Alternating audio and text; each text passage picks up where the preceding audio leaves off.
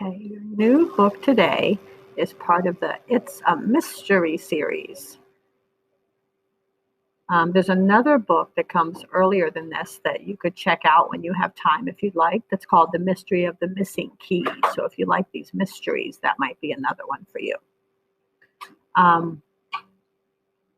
What do you think about when you think of a mystery?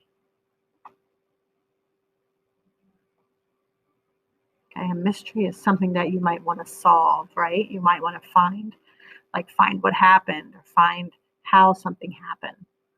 So what do you need to know when you read a mystery? Okay, there's always a problem. Sometimes it's a crime, and the main character or characters have to look for clues that solve the mystery. A reader may try to predict the solution in a mystery even before the characters reveal it. The title of this book is The Yo-yo Caper by Logan Everett.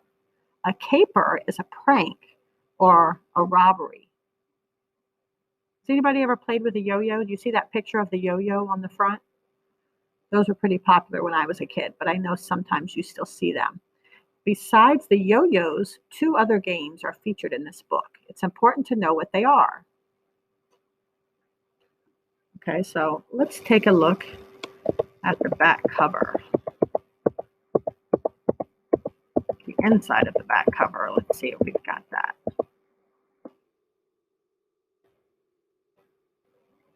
Okay, it says 2 games mentioned in the Yo-Yo Caper are Go and Mancala.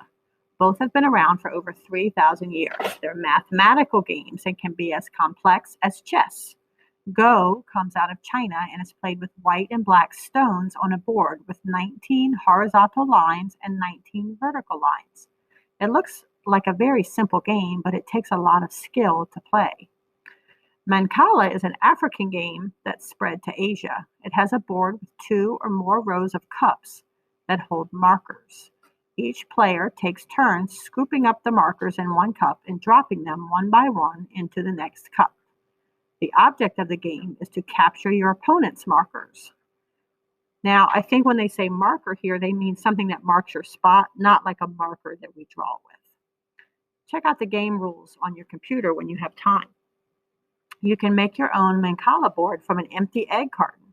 Its 2 rows of 6 cups each are perfect for 2 players.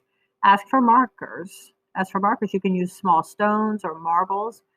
They'll be easier to find than rubies, I'm pretty sure. Okay, so let's see. Has anybody played those?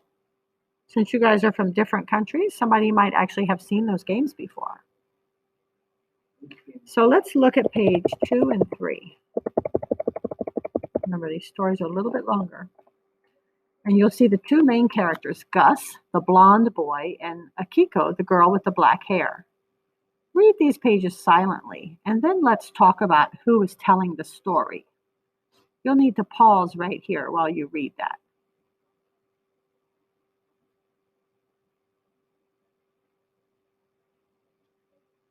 Okay, Gus is telling the story. How could you tell?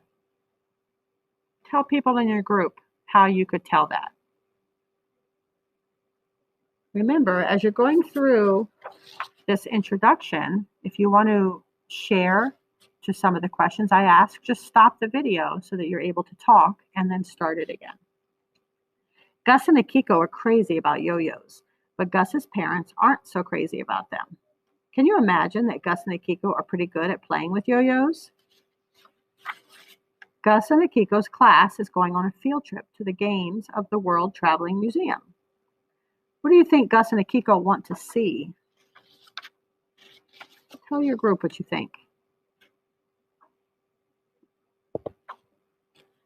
Let's look at page 4, and you can see a very special Mancala game. Read that caption.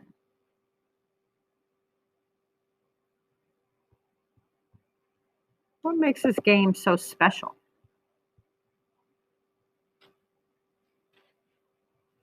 Well, let's look at page 10. On the morning of the field trip, the class has a surprise. Their teacher, Ms. Whitman, is not there. They have a substitute teacher, Mr. Cox. and also a chaperone, Mr. Phelps. You can see them there in the picture. What are you thinking when you look at that?